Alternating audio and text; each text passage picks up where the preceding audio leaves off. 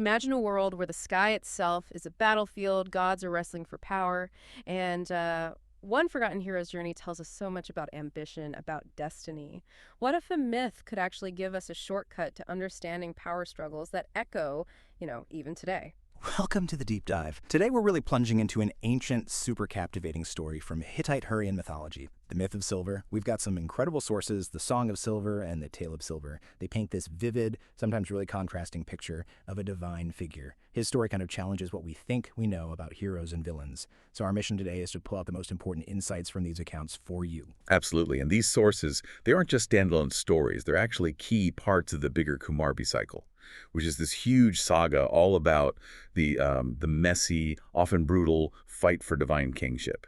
Silver's story is, well, it's this rich tapestry. You've got identity, rebellion, cosmic consequences all woven together. And what's really compelling, like you said, is how these two different accounts, they share the core story, but offer these different nuances, different angles on Silver's actions and his fate. It really pushes us to look deeper. Okay, yeah, let's unpack that. So our journey starts with Silver. And his beginnings are, well, anything but grand, right? Almost shockingly humble for someone who's going to shake up the heavens. The tale of Silver gives us this picture of a childhood, seems peaceful enough, living with his widowed mother. But myths are rarely that simple. What's the big turning point? What shatters this peace? And what's the sort of emotional core of that for Silver? Oh, it's raw. It's this really visceral moment, and it highlights just how deep the need for lineage, for belonging runs. Silver, see? He doesn't know who his father is at first, and he gets mocked relentlessly by a playmate. The taunt itself is brutal. "Why are you hitting me? Aren't you just an orphan like me?" Just cuts right to the bone. Oof. Yeah. And it's not just kids being mean. It's this devastating revelation. It exposes this wound Silver didn't even know he had. Imagine the sting, the humiliation, the sudden feeling that your whole identity is, well, built on sand. He just erupts, anger, confusion, pain. He confronts his mother, demanding the truth.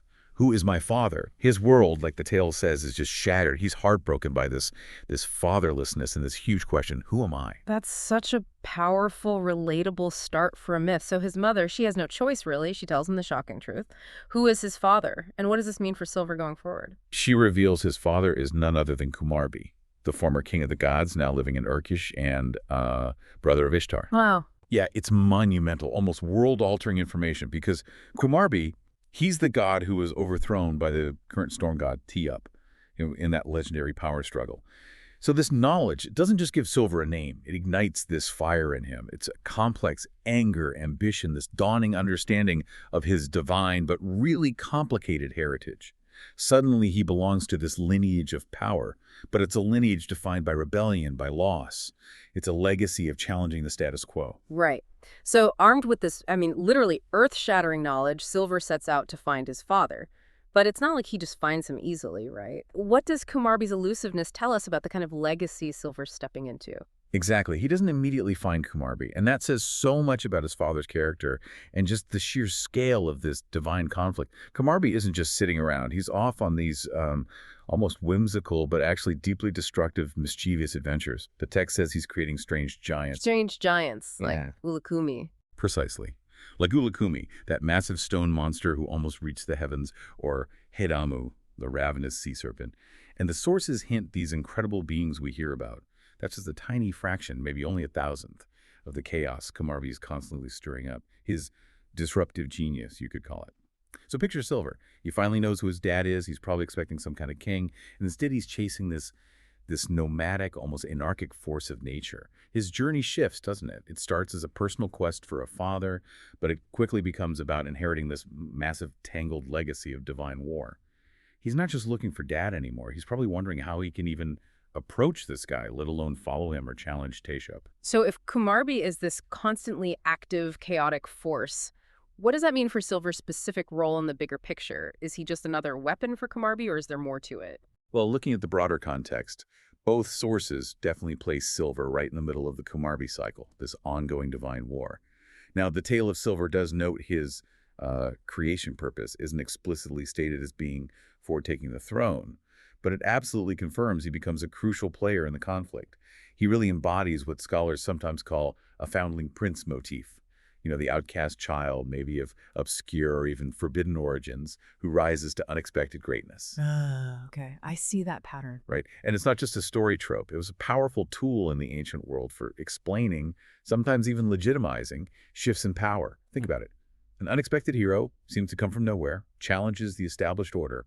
It's a narrative that really resonates when the old ways are being questioned.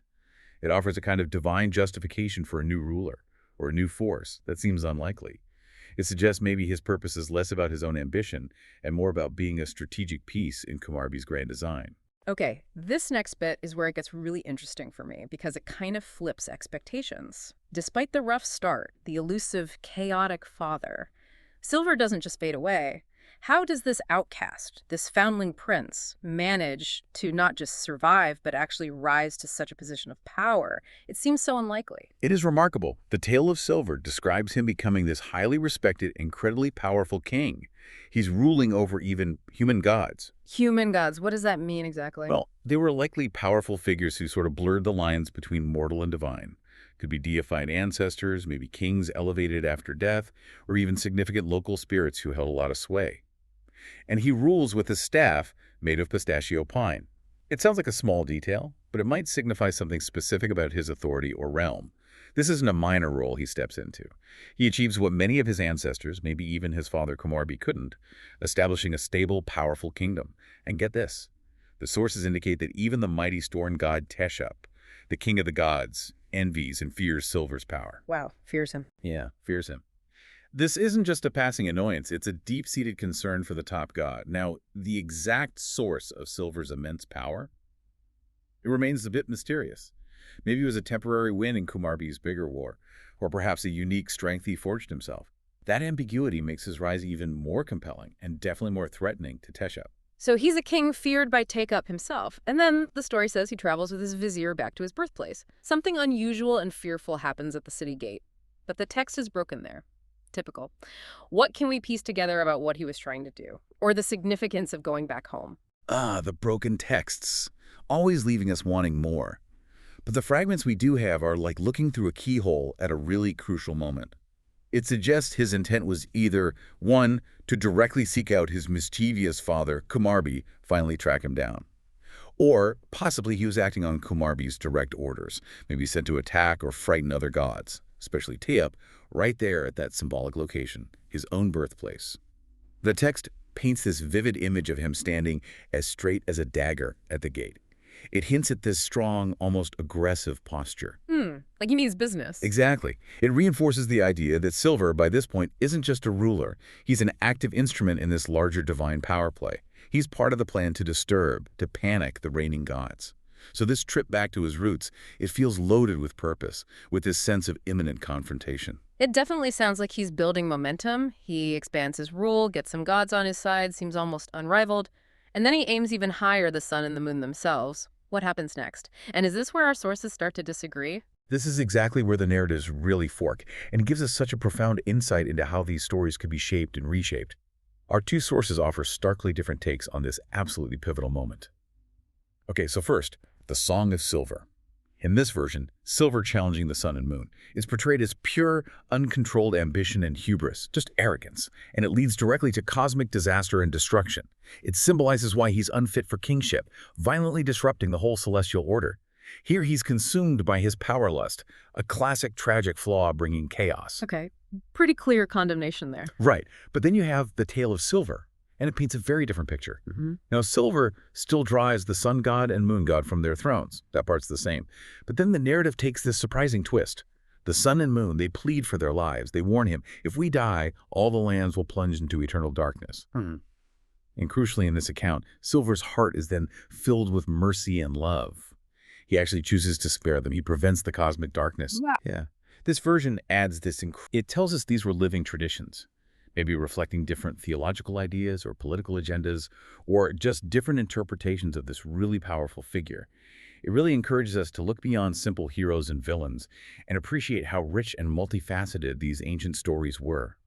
Characters could be both ambitious and compassionate.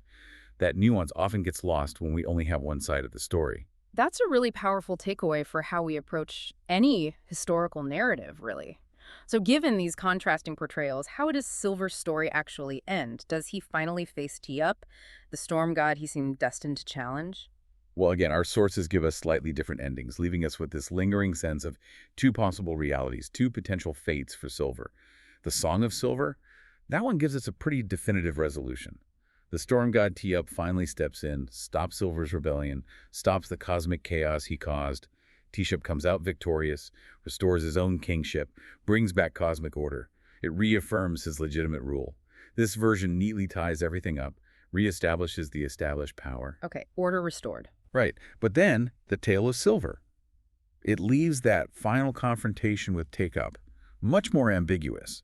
It actually notes it's unknown if Silver also fought Teup and made him kneel. Unknown, so we just don't know. We just don't know, according to that source. Yeah. Instead, it concludes by saying Kumarbi sent Silver described as an activist in human form with extraordinary qualities, specifically to frighten, panic, and disturb the gods, especially Teup. This suggests maybe Silver's ultimate purpose in this telling was less about actually conquering and more about being a disruptive agent in Kumarbi's bigger ongoing war, like a perpetual thorn in Teshup's side, rather than a definitive replacement. So his fate in that specific fight, it remains an open question, which is, a pretty powerful narrative choice in itself. Okay, so whether he was ultimately defeated or just meant to be a disruptive force, what are the deeper meanings here? What do these myths tell us today beyond just the story? Yeah, looking at the bigger picture, the myth of Silver really speaks volumes about universal human experiences, even those through this divine lens. Firstly, it powerfully explores the brutal nature of succession, especially divine succession, and what makes a ruler legitimate. You've got Teshub representing established order, while Silver is chaotic, yet sometimes really powerful. Reign makes you question, what is the right to rule? How's that power maintained? Right, the legitimacy question. Exactly. Secondly, Silver's whole journey underscores the profound impact of identity and destiny. How knowing your lineage, even a complicated one, can just ignite ambition and totally shape your path. Furthermore, the narrative, especially in the Song of Silver, serves as this potent warning against unchecked ambition, against hubris, to show the devastating consequences, not just for the individual, but for the whole cosmic order. And finally, it really underscores how critical maintaining balance in the universe is. That cosmic order is fragile, easily disturbed by powerful beings, whether they're gods or, well, maybe even humans. And there's a striking parallel that scholars often point to, right, in another ancient mythology, suggesting these themes really resonated across cultures. This is what makes comparative mythology so fascinating. The Song of Silver shares these really remarkable similarities with the Greek myth of Phaethon. Ah, Phaethon and the Sun Chariot. Exactly. In both stories, you have a young hero, initially dulls his divine father's identity, gets mocked by his peers, and then learns the shocking truth from his mother. Sound familiar? Both desperately want to wield their father's immense power. Phaethon wants the Sun Chariot. Silver wants the heavenly kingship. Crucially, both fail to control that power. It leads to widespread disaster. The world gets scorched by Phaethon's runaway chariot, or you get cosmic chaos with the sun and moon for Silver. And ultimately, both are stopped by a superior god. Zeus zaps Phaethon. Teshub stops Silver. It really demonstrates how similar story patterns, these archetypes, and these universal human concerns about identity, the dangers of power, the balance of the cosmos, could travel and be adapted across very different ancient cultures. They reflect these recurring struggles and warnings. So we've journeyed together through the really complex, dramatic world of Silver, a godchild driven by this quest for identity, for power, and maybe, just maybe, a touch of mercy depending on who you ask. His story isn't just about gods clashing, it's a pretty profound reflection on ambition, the search for belonging, and that delicate cosmic balance. What stands out most to you about Silver's legacy? Was he just a pawn in his father's grand, chaotic game, or was he something more complex? A figure caught between this inherited destiny and his own choices, maybe always destined to be a disruptive force? Lots to think about there.